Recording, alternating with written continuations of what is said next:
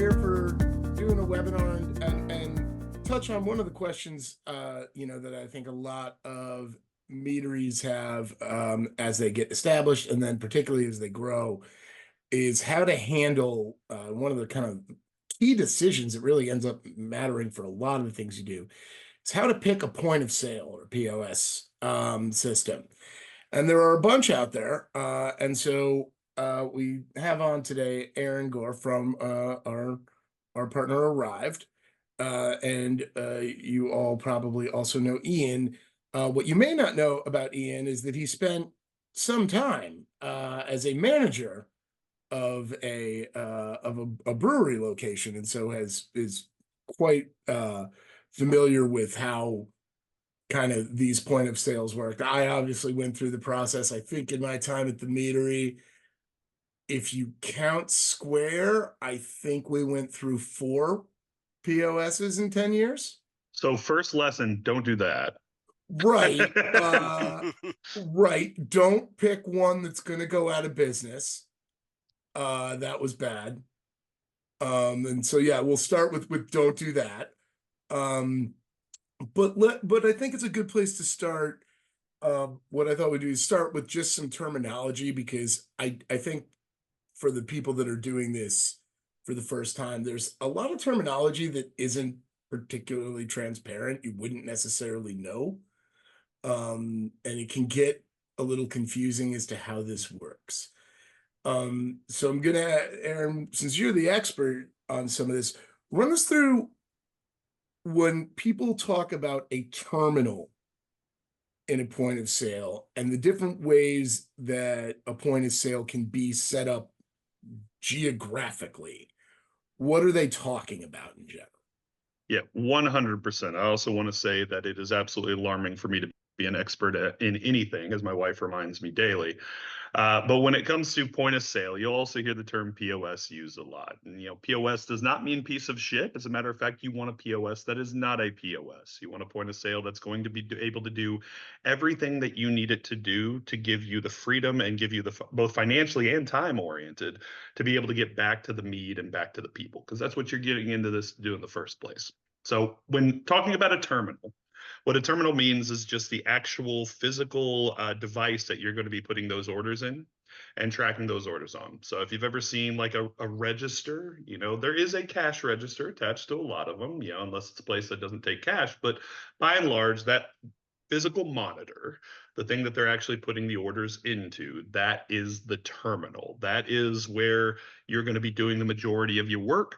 And some point of sale systems are also going to have devices that you can walk around with, whether that's a tablet that disconnects and you can walk with, basically a mobile terminal, or some even have handheld devices. But the most important thing to keep in mind is that you want a system that is going to be cloud-based. And all that means is that nothing's just living on that terminal. That terminal is something you use to get access to everything out in that nice effervescent cloud that just lives out in the ether. And the reason for that is you don't want to have to be locked into this one thing, because you might have multiple points of service. You might be taking orders at both sides of the bar. You might have people going out and doing table service. You might have people in the back who are using kitchen display systems if you have a kitchen or any sort of restaurant. So what you want is something that's going to be cloud-based, which lets everything live digitally, live out in the internet, so that any device that you have can access any tab. So that rather than you having to worry about, crap, I took table 5 on this tablet, let me go run down and grab that. Whichever device you happen to be using, you're going to be able to support any of your customers at any given time. Yeah, it's a good point. Ian, when you were running around in management, did you guys have one of the legacy systems? Were you on a legacy point of sale most of the time, or a restaurant one? Do you remember? So I'm trying to think. I started my restaurant career in the 1900s. So I was using, I believe, Micros at the time. I've used Micros. I've used Aloha. There was one that was specifically for a restaurant chain I use that I can't remember the name of right now.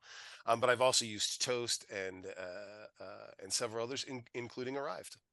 And it's been a lot of progress in the years since. To your point, Greg, there are ones that are referred to as legacy systems. You'll still see them pop around here and there. And to their credit, they are starting to slowly make incremental leaps forward. But a lot of those were really the ones that built point of sale, digital point of sale, at least. Back in the day, everything was done, manually on a physical register. You were writing receipts, or at very least, basically using a glorified typewriter to create them.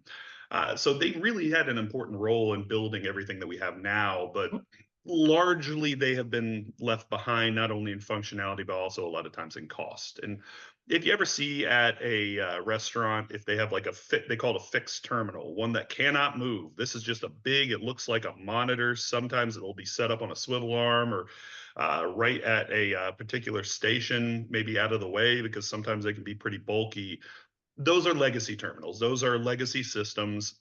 By and large, they're not picking up a ton of new customers. These days, cloud-based systems are by far more common. And for anybody who's in the tap room or tasting room space, it is also going to be the type that you're definitely going to want. They're going to be cloud-based. Those devices should, and most of them do, detach or allow you to take them with you wherever you need them. If you do have floating service, you don't necessarily have to do that if that doesn't fit your service model, but you definitely want as much flexibility as possible as you explore what kind of service model you have. And when I say service model, all I mean is how you're actually taking orders and serving customers. Do you have QR code ordering? Are they able to order right at their table, do everything there? Do they even need to talk to a person short of running it out to them? Are you making them come up to the bar? Are you making them come up to one specific section of the bar? Are you doing table service? All of these are viable and valid, but if you have a system that doesn't let you explore which of those or all of those that you're going to be doing, then you have that much less capability, and you might discover that exactly what you need is something that the system that you've invested quite a bit in is not going to necessarily be able to do.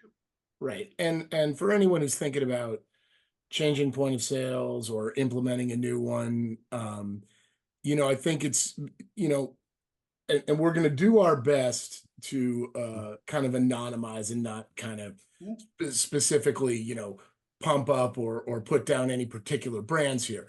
But you're going to go out, you're going to talk to Aaron, you're going to talk to a bunch of his counterparts at other point of sale places. It'll tell you about their systems. But I think one thing to think about is to go into those conversations with, a list of the stuff that your tap room or your operation does and what you would need it to do. So Aaron already pointed out some of the things that you want to think about. Do you have a kitchen? Do you want the tickets? Is there going to be a display in your kitchen that the line needs to see? Where geographically in your tap room are you taking orders? Do you need an online ordering system? And, then that's a question, do you really need one? How much do you want one? How much do you do offsite things, farmers markets? I was just about to say that's one of the ones that we don't see people think about until it comes to it. And I try to tell people too, this isn't a pitch for Arryved. For one, pitches don't work because you need to understand that we care about your business as much as you do, and we're not the right fit for necessarily everybody. I tell everybody, vet everybody, talk to every counterpart of mine you can, because one of us is going to be exactly what you need. But to Greg's point, you need to walk in knowing what you need to see to make that decision. Offsite's huge though, especially in Mead. A lot of times that's your first and only opportunity to introduce people to a category they might not be familiar with. So way more than, for example, something like beer. Farmers markets, offsite events, those are really a capture opportunity for new customers that you have to be able to capitalize on. So whether it's an offline mode that you can sync later, or even just cash service, if that's all you're able to facilitate, you need to know that at least you're going to be able to conduct business at these locations, and without necessarily needing an entirely separate license. That's where it can get very expensive if technically it has that capability, but they're going to treat that as a second tap room. Yeah, I will say when I sold the Meadery, we were on Arryved. And so, whatever, biases disclosed, I was a pretty big fan of that system. As people have talked to me, no, part of the reason we switched to it was that the point of sale we had previously had identified itself as a tablet point of sale, but our offsite stuff, it was plug-in tablets. They had to be grounded. So Yeah. that didn't fit my mental definition of a tablet, even though I guess it technically was. And we were still using Square out in the field. So every month when I was doing my reporting for taxes, for whatever, I have to pull up Square. I had to pull up our other point of sale. I had to pull up wholesale. And it just got to a point that it wasn't doing the job. And so part of the reason when we went to switch, the first thing we had to ask everybody was, can you handle 2 tap rooms and 2 events at the same time? Because there were plenty of Saturdays we had two places in the field. Oh, there were 100% times, and full disclosure on my end, before coming on board for Arryved, I actually ran 5 tap rooms in 2 states off of Arryved, and I've also used a variety of other products that are on the market, and plenty of them are actually fantastic. We're as a company not in the business of talking down about any of the other people in the field, but there are plenty of really good options there. One of the things that you really need to do is, if someone comes to you and says, hey, if you come out and support our charity golf course event and sit out there pouring mead all day at hole 9, we're going to pick up 8 cases of the stuff. That's something that's a low bar to hit, an easy thing to serve if you're able to serve it. And that might mean you don't even have an internet connection, much less the ability to do offsite at all. And if that's the case, and there's no offline mode that allows you to do live sync, whether it's just with cash and resyncing your reporting, or even taking credit cards and just doing like an optimistic authorization. All optimistic authorization means is that you can still take credit cards even without being connected to the internet, but there's always the risk they won't go through. The good news is no one buys mead if they have no money. People tend not to buy mead when they have $0 in their account. So it almost never happens. I think in 10 years it happened to us once. It happened to me twice over the course of four years in 5 tap rooms. It is a vanishing rarity, but you need that capability to be able to do an event like that. And yeah, we're talking one specific example, but examples like that come up all the time. And again, in the meat industry, you are not starting from 0. You're starting from like -5 when it comes to customer awareness. You need to get out there and you need to earn people's attention. You need those opportunities to explain what this remarkable beverage is, because most people love it when they try it. You've all had experience with that, but the hardest thing is just getting it in front of them in the first place and getting them to taste it in the first place. Yeah, and I think, along those lines, when you're thinking about these questions and what goes into the point of sale and how mobile you need to be, also think about what insights and things you want to be able to do with this, as far as, the data you want at the end of the month, the reporting you want to see. At this point, most cloud-based systems are able to put together various, reports and things like that. But if you're going to be the person who's making decisions based on some of what you sell where, being able to access that, being able to understand it in a way that feels good to you is something you definitely want to be able to walk through when you're looking at these different systems, because they all handle it a little differently. Yeah, and reporting is one of those things that doesn't sound that important until you're actually running a business, and then you realize it's everything. So there's two sides of that. The first is going to be talk to your accountant first and foremost and figure out what reporting they need. There's a reason that for most point of sale systems, those are our #1 source of referrals, is because accountants know what reporting they need out of your point of sale. And if it makes their lives easier, or if it keeps you from running into tax problems or accounting problems down the road, that is absolutely critical. So don't even make assumptions, just ask them. What numbers do they need to be able to see easily reported? The good news is, to Greg's point, most of the major point of sales will do that no problem. There's plenty of good reporting there. The other side of it is going to be making sure that you have the ability to get real actionable insights out of it. So there's a couple sides of that. One, there's only a handful of point of sales that do by the ounce inventory tracking. That is very valuable if you're working in the craft beverage industry. If you're running a restaurant, it's a little less important. You know, it's nice to know exactly how much of each keg you've sold, or how much of each bottle you've sold, but that's less important than being able to you know, keep track of all the food and everything.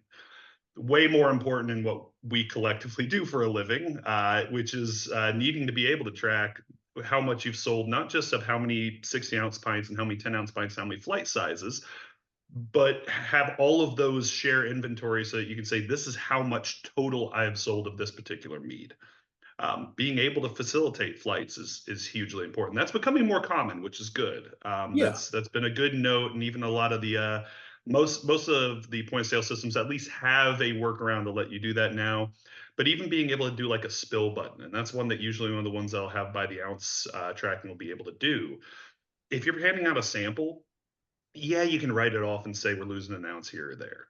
It is so much more valuable to be able to just have your person tap a button. So at the very least, you know where that's going. Because if, you know, I think we all know, or at least any of us who have been in this industry a while, know that there's 1,984 ounces in a half barrel.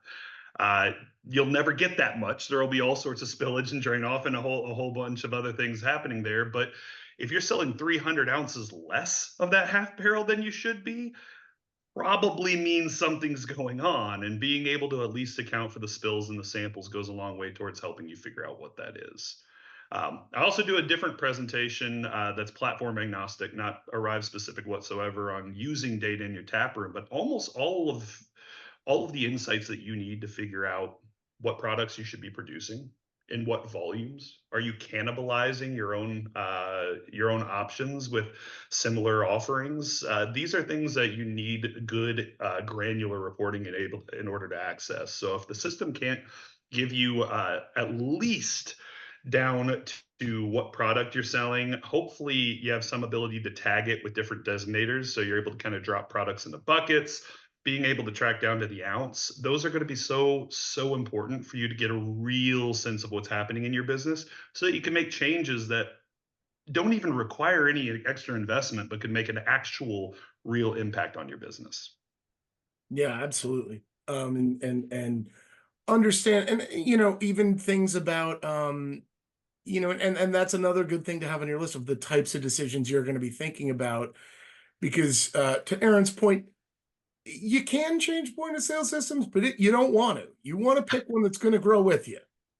Yeah, And it so, can be a real headache getting all that inventory moved over. It's oh, tell doable. me, yeah, did it It's 4 easier than times. trying to change over like back of house management systems, but it's definitely a headache. The data transfers, if there are any, are never one-to-one. You got to go through and check everything. So the more that you don't have to start back over again just because you've been more successful than you could hope for is always nice. And honestly, that's one of the things that we see the most is there's a handful of systems out there that really are well tailored, both, you know, from price point to you know, contract status, everything, for when you're this big.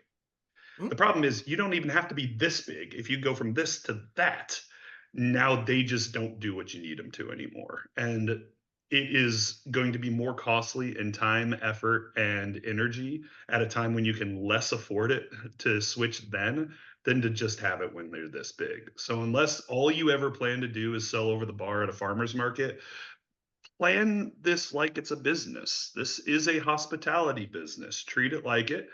And, you know, all of us could make a whole lot more money doing anything other than selling mead or beer or cider or spirits. So we have to be able to treat this like a business. That way we can get back to doing those things that we really care about in the first place. Yeah, and to that end, you know, think about when, you know, if for example, another thing you might want to think about when you're having your meeting, what type, as you grow, you know, what type of customer data do you get from your point of sale system? Do they give you the data? If so, what? Or do they offer you the opportunity to pay them to send out the emails on your behalf? Because they don't want to give you the customer data. There are different models for this, and it's not that any are particularly right or wrong, but if using customer data for marketing is a key part of your growth plan, make sure that the point of sale that you're working with, you know, is going to fit into that plan. Yeah, being sure that they have the right level. It's called a CRM, is really what you're talking about. Customer resource management, when you're talking about being able to have customer data and use that to actually communicate with customers or track their behavior. So to Greg's point, there's a couple different ways of doing this. One is they just give you the data whole hog. It's yours to do with what you please, and usually that will have less functionality tied to it. They're basically giving you a raw data push, but now you have access to it. There is a whole mess of potential legal ramifications around those. Those tend to be some of the smaller guys who will do that because they are kind of flying by the seat of their pants, but it does exist. There's also opt-in. So opt-in is the way that's basically covered end to end, and that can take a couple of forms. Instead of people just opt in for email notifications, phone notifications, what have you, or you have like a loyalty program. So at Arryved, we have, for example, our insider system, which is fully embedded, doesn't cost anything extra. It's a loyalty system. People accrue points. You can set basically benchmarks that they can spend them to get, you say, a free pint or a free T-shirt, what have you, however you want to set up your own system. And there's other companies that have very similar. That's another way of being able to capture that data. And some of them will let you go ahead and direct send emails, direct send SMS. Others will only capture those points and let you use them, but they won't actually let you do anything as far as outreach to the customer. So ask the questions about what the capabilities are, because that is such a powerful tool. And in the meat industry, far too often we see social media as being the only real outlet for marketing and advertising that we have. But the Pareto principle, that 80-20 rule, does hold up. 80% of your business comes from 20% of your customers. Every survey, every study shows that in the beverage industry, pretty close to that number. So by really leaning in on those highly engaged customers who are opting in to hear more from you, they want to hear what you have coming out. They want to hear that you have this event coming up. They want to see discounts to get them back through the door one more time that week. Leverage that, because you're going to get way more out of those customers than you will chasing that 80% of customers that are only making up that remaining 20% of your business. Yeah, that's a great point, and it's a good thing to think about. I'm going to throw one in that was a nightmare for us at several points, and it wasn't something we thought about until too late. And that is how a system handles gift cards. Because let's say you're choosing a point of sale in April. You may not think about what's going to happen in November, when a whole bunch of people are going to come in and want to buy gift cards, or call you and want to buy gift cards for their kids, friends, what have you. How does your point of sale handle that? They all handle something, but they're none. This is one where none of them are the same. Yeah, it is all over the place. And part of the reason is that the laws surrounding gift cards are an absolute mess. So if nothing else, your point of sale, and I'll be the first to admit, for Arryved, this is one that we historically have not done well. So the three big things you have to keep in mind are, A, can it facilitate gift cards at all? Can it actually take them, track what's on them, read them, and use them? And most importantly, and this is what you don't think about as a customer, the amount of gift cards that you have out with customers, that is a liability that you have to keep on the books. It needs to track your outstanding gift card liability. That's not just money that's out there, and if they never use it, it just goes away. That has to remain as a liability, and people can actually go ahead and reach out to their state and request those funds over a certain period of time if they go unused. So that's not yours to net if they don't use it. The other side of it is e-gift cards. If you're able to do fully digital gift cards, this is an area that Arryved hasn't done historically. Ask me again as we approach these holidays, because we're well aware of just how important that is. But that's to your something that you point, need it's to not ask for. easy. It's not easy. It is very complicated on the back end to manage. But to Greg's point, around the holidays, if you're any sort of alcohol business, you will have so many gift cards, whether those are physical, whether those are digital, so many gift cards, and you have to be prepared for that. So even outside of point of sale, just make sure you're stocking up on physical gift cards ahead of it, because you will burn through them. And make sure you have a good understanding of what the gift card capabilities are and what its limitations are, because you are going to have a ton of people who have no idea what to get for the loved one in their life, but they know they drink a ton of mead. Lean into it. And that's, I mean, and the solution to that can be anything from a sophisticated e-gift card system, maybe something that the point of sale can handle if you find one that does that. Working with actual plastic cards. It can be as unsophisticated as keeping a manual ledger if you don't have that many, which is what we did for a very long time. We Yep. kept a spreadsheet, we kept the numbers, we wrote them out a little piece of paper and said the piece of paper's just so that you remember the number. You can text them the number if you want. We've got a name and a number. That person has this much to spend here. For low volumes, that was actually less work than trying to manage and implement a big system. You hit a volume where that's no longer worth it. But no matter what your answer to that's going to be, try and figure out what it's going to be before the season so that when people come in, you can tell them, okay, here's what we do. Well, and to your point, Greg, you need to know how it's going to scale if that does take off. If you get to the point where gift certificates and hand ledgers don't cut it anymore, what is the next option? Because you don't want that next option to be nothing.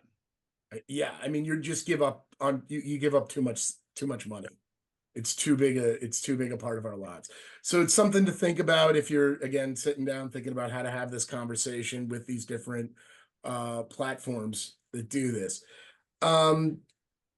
Let's talk for a bit about, and I think this was, certainly when we went through it, one of the most complicated parts of point of sale is where it intersects with credit card processing, which sometimes is separate and sometimes is not. Yeah, so this is another one of those areas that for the average customer is a bit of a black box. Everybody knows that retailers have to pay a little bit for every credit card transaction. I mean, everybody's seen places that have like a $10 minimum for credit card. How that is structured is very different from place to place, but there's really two main ways of doing it. I'm going to explain the easy one first, and then I'll explain the more complicated but more transparent one, just to tee myself up a bit. So the first way is just called flat rate. And what that means is basically every single transaction that comes in, there's just a flat percentage that you get charged for that transaction as a retailer. So it might be, for example, 4.5%. Someone comes in and they spend $1, then you're going to be paying 4.5 cents out to whatever payments provider that you're working with, whether that's TSYS, WorldPay, Full Steam, whoever. The other way, because that one's very parsimonious, that one's very easy to understand. It's basically just a surcharge that the retailer is paying to be able to take credit cards. The other way of doing it is called interchange plus. So basically all these payments companies and all the banks out there is this magical number called the interchange rate. And that's what it actually costs them to process a credit card transaction. In those cases, you have that rate. Interchange plus just says it's going to be whatever that rate is plus X value. Now, it could be a percentage value. That could also be like a per transaction value. So in general, that might be, for example, 15 cents on a transaction plus the interchange rate, something along those lines. And all that means is that every transaction, you'll have a lower interchange rate, because remember that flat rate's always going to be significantly larger than the interchange rate because basically their margin's built in. But you're also going to have a flat rate, flat numerical rate you're paying for the transaction itself. A lot of times that flat rate's going to seem cheaper, but they're netting whatever the margin is. So the interchange rate goes up and down more than the stock markets all over the place. So sometimes you'll be getting technically a better deal. Sometimes you'll be getting a worse deal. In general, over a certain value, and most point of sale systems should be able to walk this out with you. And you kind of got to see it on paper, but they'll walk it out with you. In general, over a certain transaction value, it'll be cheaper to go with that interchange plus rate. That flat penny amount that you're paying on every transaction, as your average ticket climbs, that starts mattering less and less to the total amount you'll be paying to process credit cards. So in general, interchange plus is going to be a little more transparent. It's also more arcane So it can feel less transparent, even though it's actually giving you more insight into what's happening. And in general, for the average ticket values at the vast majority of meaderies, that will get you a better deal on average. If you have somebody who's coming in and they're only spending like $6, maybe not, but if they're spending 10, 12, which is where you're going to want your average ticket to be anyways, it's probably going to be a better deal for you, regardless of what any particular point of sale provider uses or credit card processor uses. Because to Greg's point, sometimes you don't get an option. It's all basically embedded in the point of sale. They handle all of it. And sometimes they let you shop around those credit card rates, which carries its own headaches. Regardless of which one they use, you really do need them to be able to sit down and show you where the break-even points are versus some of the other models that are out there.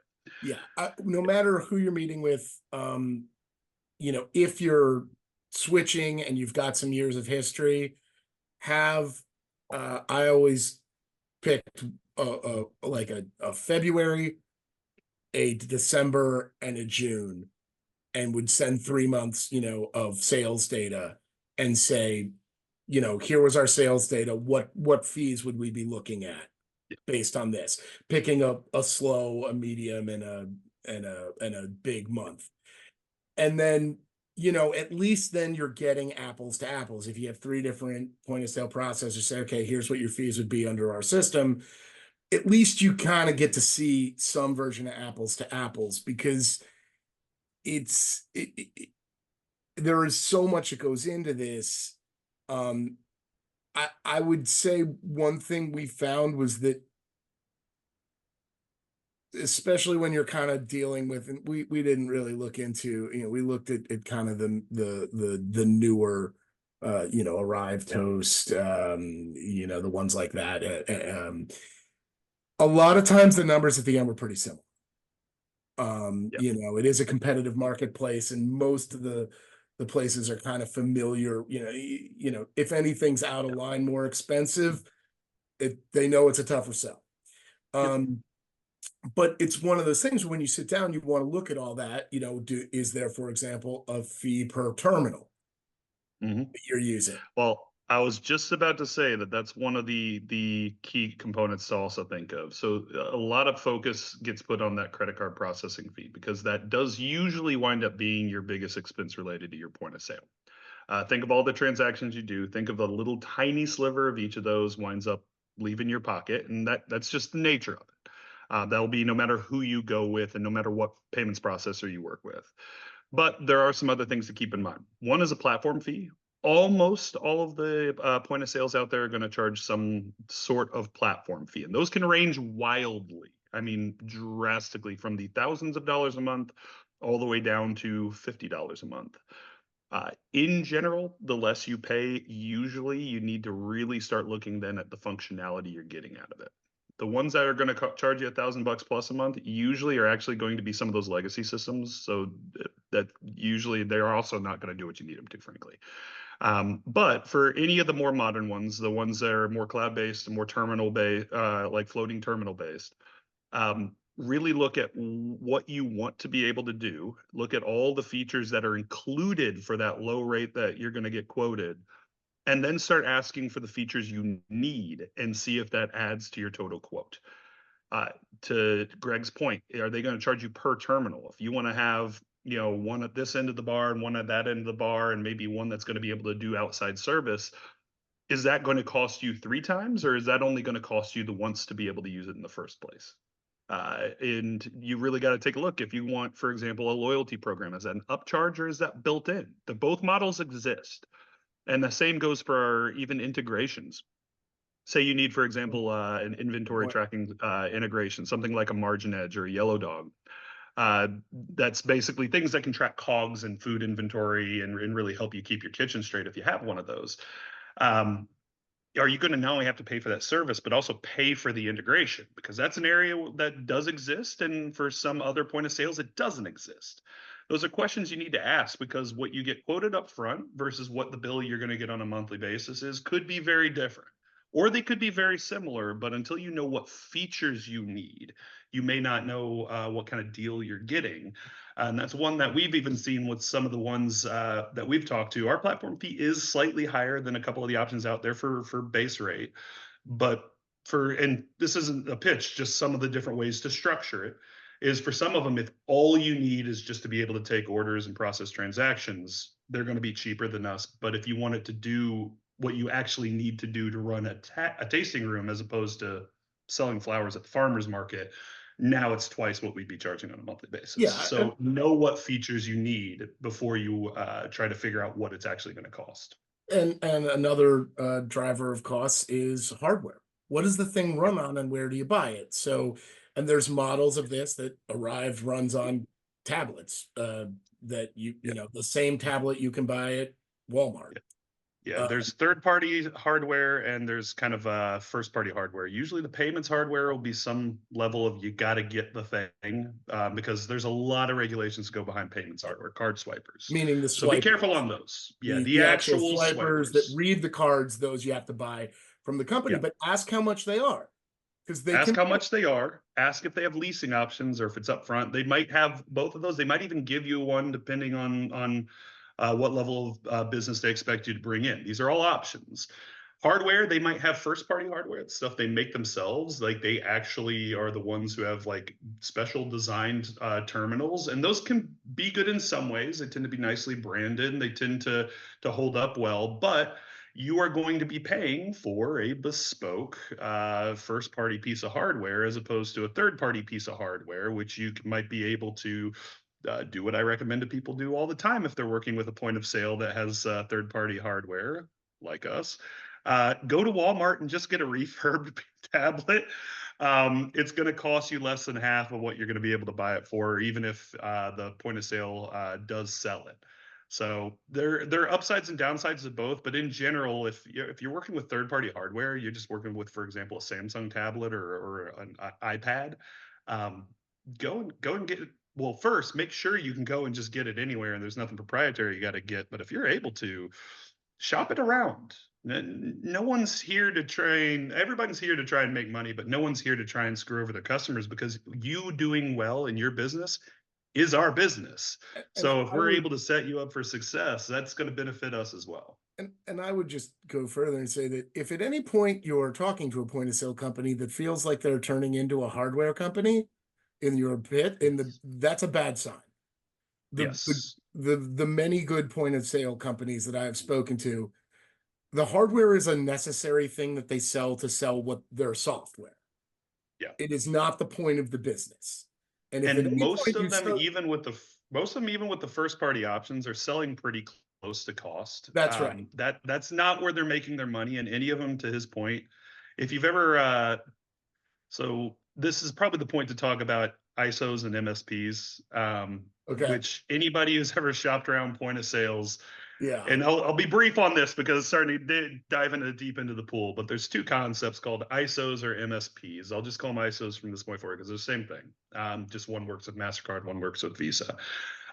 All these are companies that are basically an intermediary. They go out, they work with restaurants and planning, they work with breweries, and they will effectively sell you a point of sale. They will sell you the hardware. They will manage the merchant fees, the processing, all of that. They will manage the customer relationship. As far as you're concerned, they're basically the company you're interacting with on a daily basis. Effectively, they're an intermediary between you and the actual point of sale company. Here's the problem. You're adding an entire another layer in. And so these are companies that aren't generating really any value whatsoever other than saving some money for the point of sale company, because now they don't have to put a sales team out there. They don't have to manage that daily account. It's one less person they have to worry about. And that's not me indicting them. There's a reason that they're very common out there. But if you can, even for some of the companies that use ISOs and MSPs, go direct to the company themselves. You will get better rates, you will get much cheaper hardware, and frankly, you'll have a much better experience. So when in doubt, work directly with the point of sale company. And as we are all aware as manufacturers ourselves, like working directly with the brand gets you better customer service, which, by the way, is another question to ask your point of sale. What Yep. does their service look like? What are the hours of it? Is it 24/7? Is it, unlimited? Ask all that. Yeah, no one likes to talk about the quality of their cars by mentioning how good their mechanics are. It sends the wrong message, but support is going to be such a difference maker in your actual experience because when stuff breaks on a Friday night, because it will, and it might not even be the fault of the point of sale. It could be user error. It could be the internet goes out, but you just need to know your workarounds. It could be any number of things. Having access to support could be the difference between you even being open and closed, much less having a good experience for your customers and employees or not. So the first thing I tell everybody to do is whatever point of sale you're starting to look at, Google name of the point of sale, support. That's it. Spend 5 minutes. Won't even take long. I guarantee you, because like in most things, the complainers will be the loudest. So you will know instantly people's thoughts on that level of support. That will make almost a bigger difference in your user experience on those point of sales than almost any other thing that we've talked about here today. So make sure that you're getting a company that does have quality support, that they can direct you to quality support, whether it's in-house or third party. You just need to make sure that that service level is going to be what you need it, because you can lose an entire weekend day, which for a lot of businesses that are going close to the bone could be the difference in your month, based on whether or not you have good support. So the absolutely critical thing to make sure that you're exploring before you ever sign up with anyone. Yeah, Absolutely. in my experience, I mean, there have been very few POS related emergencies that happen at Monday on 3 o'clock, right? Friday night, It's always the weekend. Friday night, 7:30, when something goes down, that is when you need the customer response team. And that is when you need like immediate prompt, service. And it's always high pressure situations, right? Like, yeah. Yeah, absolutely. It's we had one of our point of sale systems did go down on on an evening, and they weren't open for support. They were 9 to 5. And it was Yeah. just like, tell me you don't understand your market. Like, again, that's the one that went out of business. So Yeah, I was about to say, even if anyway, that's the only thing you do, is just being open into the evenings is a must if you're doing anything with bars and restaurants. yeah. Like not even outside the meat industry, that is just absolutely critical. Is you got to be open late enough to be able to accommodate at least to 10 or 11 p.m. Like that. That's really what you need. But it's also okay to think through things, to your point, that don't need to be the point of sale fault. But this also gets into, a cloud-based system, everything's running on internet. Mhm. What happens when your internet goes down? Yep. Think through that. And ask your point of sale. What happens? Let's say your building's internet goes down. Arryved can't fix that. I mean, Toast can't fix that. Yep. That's your building's internet service provider. Yeah. What happens? There was a big And thing in the restaurant industry called crash kits, right? You lose the power, everything goes down. Like, what is the protocol for that? How do you handle it? and how does Yeah. like you said, can a point of sale handle the optimistic authorizations? Yeah. Authorization. So there's different ways, but it's also, to your point, one of the reasons at one point that we switched was because we were doing a lot of outdoor events. And one of the places that we had been working, or that we were talking to, they did have remote first party kind of hardware things Mhm. that you could take, but they were contingent upon Wi-Fi. And we don't have assurances that you're going to have Wi-Fi in the field. Well, speaking of first party hardware, and again, there's nothing wrong with first party hardware. No, it Most of just that hardware doesn't is fit. actually fantastic. But one thing to consider is you will likely have to have more spares of the first party hardware on site than you would third party, because you can't just run to Best Buy and replace it in the middle of service. Correct. And I have 100% had to do that. I have forgotten to take my demo kit to a conference before and had to go and run and grab a tablet. So it is nice to be able to do that with anything that you can grab off the shelf rather than necessarily having to do first party. Not necessarily a problem if you got several in backup. It just does mean that the amount of equipment float that you'll have to have and possibly be paying terminal fees on goes up if you're using first party. So just make sure you have a good understanding of what that system's able to be run on. Yeah. And that's, again, all of these are questions that I would say any good point of sale system they're going to be absolutely fine having a conversation with you about what happens when things go wrong. Yeah, none of these are gotchas. All these are questions that every point of sale out there, not only are they used to answering, they got good answers for. Like this Yeah. is the industry that they're in, and all of these are going to be a give take. There's no such thing as a perfect system, as much as I am loath to admit it. But no, they all have pluses or minuses, but you need to understand what your tolerances are and what you need out of it. Mhm. Because maybe you'll never do any offsite. Maybe you don't need that level of flexibility, and that's not a concern. And that's just fine. But you do need to know that. And if it is a concern, you need to know to ask about it. Absolutely. And that's really what it comes down to is, it's at any point, a point of sale can, it's sort of like, if you go into your local grocery store, right, they'll have the display and it's like, if you buy this here, it's $50 cheaper than if you bought at the other store. And somehow every store has this display and it's always $50 cheaper than every other store. And that's because they're picking the things that are going to make them look best, which is what, of course they are, that they're going to showcase their value. Yep.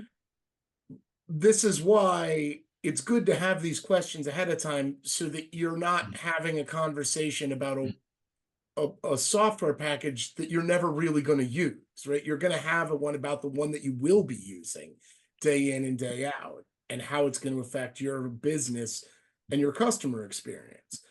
And, I've been a preacher on this point on everything from insurance to point of sale to everything else, but I think point of sale is absolutely like this. I almost never think it is smart to just chase pennies of savings on stuff like this. You want to view this as obviously money matters and you want to save money and you want to spend as little as possible to get the most, but you want to view it as an investment and something you're buying that's going to drive your business. And, when you start getting into parsing a few dollars here and there, I don't think that's a particularly effective way to look at a point of sale. I think it's too core to what we do. It's not buying, it's not a commodity like that. Yeah. 84% of craft beverage companies, the number one revenue earner is their tap room or tasting room. And for almost 99% of them, it's their number one margin generator. So it's the one area of your company you can't afford to get wrong. And there's a lot that goes into that. It's not all your point of sale, but your point of sale is absolutely core to it. So to Greg's point, you don't want to overpay and you don't want to pay for features that you're never going to use and you don't want to pay money needlessly, but this is not the area to skimp. This is just as important as the raw materials that go into what you're actually producing. At the end of the day, you cannot afford as a business for your tap room or tasting room to not be as successful as possible. That is what is paying for the honey. That is what is paying for the tanks. It's what's paying for your staff. It's what's paying for your square footage. You have to be successful there. So, I've got two things I will always spend money on in my day-to-day life. I will always spend money on a good mattress because I'm going to be laying on that every single day for a third of my life. So I need to nail that. And I will always pay for good toilet paper. So always make sure that you're putting your money behind the areas of your business that make the biggest impact. And your point of sale, your tasting room, the experience that people have there, that is the area to do so. Not so many of the other areas that can feel so urgent, but are really distracting you from what's actually impacting your business. Yeah. No, I think these are all good. These are just, again, good things to go into. And obviously the whole point for our members, you want to have a productive relationship with whoever you're with, whether you end up with whatever point of sale company, you are hoping that they're going to be in your life for years and years, right? That's the hope. It's, and so you want to pick one that you feel good about that. Because otherwise you're switching and that sucks. Again, as someone who did it 4 times. It's like a massive headache. It is like moving. It's like digital moving. Oh, it's brilliant. And we do have, any good point of sale, to your point, will not only be with you for a long time, you'll build a real relationship with some of the people that are over there. Some of the folks on our support team have created real friendships with some of our key customers, which you know, that is a next level, but it does make a difference. Like you want to be in business for a long time. You don't want to have to choose this system 3 or 4 times. You want this to be something that can grow with you, something that can support you, and you need the people who are able to do that. So whatever system you go with, you know, it's in their best interest to facilitate that relationship, and it's in your best interest to make sure that, you know, you're picking the right one. Yep, absolutely. All right. So are there any other things you want to throw out there, or just stuff for people to think about that we didn't touch on? We kind of got, we did Yeah. cover. No. I think we did a pretty fantastic job. One of the ones I will say that goes underappreciated, make sure you're asking about alternative service models, especially QR code ordering is something that goes underappreciated. But whatever system you're using, if it's in-house within the point of sale, or you're using something third party like me and you, I know it seems impersonal. Places that use QR code ordering, we usually see an average ticket size of like 34% higher, average tips of like 27% higher. It is a huge value add for your business, because there are some people who don't want to have to get up and wait in line to go order again. They don't want to interrupt their conversation, and they would like to guide their own purchasing. And just in general, make sure that you're walking your staff through the upsell. Make sure that you're walking through the cross sell. Make sure that you got good staff training up front.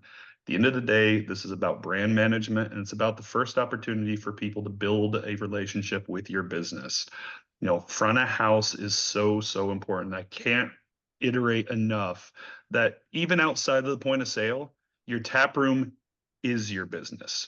If you just wanted to make great mead, you could have done that as a home mead maker. You got into this to sell great mead, and that means treating this like a business and treating it like something where you have to really sell your value proposition to your customers, because they don't owe you anything and you owe them everything. That is very well put. You did remind me of something to reach out to, which is labor and tips. Ask your point of sale how Yes. they handle. Do you do pooling? You know, it needs tip pulling tools, and that's not even one I will say you need to understand your needs behind. It has to have tip pulling tools. If it does not have tip pulling tools, then you need to go on to another point of sale. That is just cost of entry. But further, some of these do have labor things built into them that allow you to track certain things. In that, is that something you care about? Is that something you want? Is that, you know, but that is an important thing. And that was actually, I forget which one. At one point, we did not go with a point of sale because we were like, we have pooled tips. We work a team in in our tasting room. It was, you didn't have tables, you didn't have your own tickets, and they couldn't do it. And it was like, well, then I can't use your point of sale because this isn't how we operate. For 99% of tap rooms and tasting rooms out there, you will be pooling tips at least to some degree. There are service models that don't pool tips. In the tasting room and tap room model, it is very unlikely that you'll have no tip pulling. So tip pulling, very important. Being able to see attribution of revenue and attribution of tips, attribution of all that. That is stuff that is important to track. Even if you're not doing individual tips, it's important to know the production of your staff if you're building any sort of variable comp or incentive programs. Being able to see what your business is certain days of the week or even certain hour blocks is valuable for being able to balance your staffing, because it's very easy to overstaff or understaff, as anybody who's ever run front of house can tell you. So the more data you have about when your business is happening, the better you're able to get your staffing right. Some will also allow you to do scheduling directly within the point of sale, which can be very handy and take one less thing off your plate. And still others can actually process payroll all the way. That can be a mixed blessing if you got payroll to run through the rest of the company, but it is something to ask about if that's something that you would think would be of utility to your business. Ian, you had something to add there. I did. When you brought up labor and tip pooling and stuff like that, it made me think of another pinch point for me back from the restaurant days was integration with any inventory apps or inventory tracking is another big thing I think that they should think about, because you're also going to have to make sure that you're not losing this stuff. And if And if you're doing Okay. inventory tracking, how do you track it out of production? For example, if you also do wholesale Right. or Yeah. direct to ship, where is this inventory coming from? Um, I will say that, for us, it ended up being that tracking inventory within a tasting room just wasn't worth it. At most things, because we were pulling the added work to do it to the main tasting room just didn't justify it. We had pretty good understanding of our Yeah. controls in that main tasting room, but that's not true for everybody. Yeah. Sometimes you're going to And want to keep an eye on that. and to go ahead and dovetail in out of that, I guess, production is critical. And the other chief piece of software most meaderies are going to have, and if they don't have, should at least explore, is going to be some sort of operations management, like Sure. whether an ERP CRM. So that's going to be Ecos, Beer Ecos, it's going to be 30. Ollie, it'll be Arryved Brewery Management, Beer 30. There's a whole variety of different options out there. Whatever you use, you probably need it more than you think. It's probably going to be more cost effective just on the hours of your life it'll take to do all that stuff on spreadsheets than you think. I usually recommend pretty much anybody who's going to be over 400 barrels should probably seriously explore it. But you also need to know how that inventory is going to speak to your point of sale. Because if you are tracking inventory at the point of sale level, you need to be able to be sure that those are going to be reflected moving forward at the very least, and hopefully that inventory can even track backwards. If, for example, you have to take something out of the tap room, move it back into your warehouse inventory, that can be the easiest thing in the world, or it can be double entry tax nightmare hell. And it's very easy for either one of those things to happen. So just be aware of what kind of integration they have with whatever system that you're using, and make sure that those things are able to be mutually supporting, because inventory in production has to happen for tax purposes. And you should always be selling your product from production to your tasting room. And this happens so rarely. And I will scream at the top of my lungs from a decade of being a consultant, for all of your accounting and business analytics purposes. Your production sells product to your tasting room. No, you don't have 90% margins in your tap room. That doesn't exist. You're subsidizing it with production. Sell it to the same price that you would to a wholesaler. Please, God, I am happy to answer questions about that. Please reach out to me. No, That is my hobby horse. I've been on it's a that good thing one for though. so long. Yeah. Oh, yeah. Yeah, it's a good one. And if you're at a point in your mate area where you're growing and you're starting to think this way, and I understand how when you get started and everything's, I get why people don't start that up from day one. But if you are at the point where you are considering switching from, it's almost always Square when you get started up and you just haven't really done, I want to get started fast. And Square is great for that. And you plug it in, great. You're starting to think about going to a point of sale, a long-term relationship. It's also time to start thinking about professionalizing the operation of, as you say, selling your product from production to your tasting room, to festivals. What happens when it comes back from the festival? Because you take whatever cases, well, Got to put you're them back in usually pulling inventory. some back. Yeah, and all of these things sound like additional costs. They really aren't. They will make you more money. They will save you labor, because the one thing that won't scale is you. Your hours don't scale, you don't scale, and there's only going to be one founder operator or maybe two founder operators at any given time. So saving that time for the things that only you can do by taking some of the stuff and either automating it or making it more efficient is going to save your company money, even if on the books it looks like an expense. Your sweat equity isn't free. It can feel that way. It really, really isn't. And a lot of times that leads to people working in their business instead of on their business. Yeah. And that is a great note to end on, I think, because this is the type of thing that we do want to be thinking about. It is, as Meadery owners, that is, your time is just unbelievably valuable. And a lot of these questions are designed to, make sure that you're spending the money and the time where it's doing the most for your business, for your brand, for your beverage. So thanks, Aaron, for coming on and talking about some of this stuff. And at this point, I imagine most of our membership, at least, is aware of your name. But where can they get a hold of you if they haven't talked to you and they have questions about, you know, what does it mean to sell product from my production to my tap room?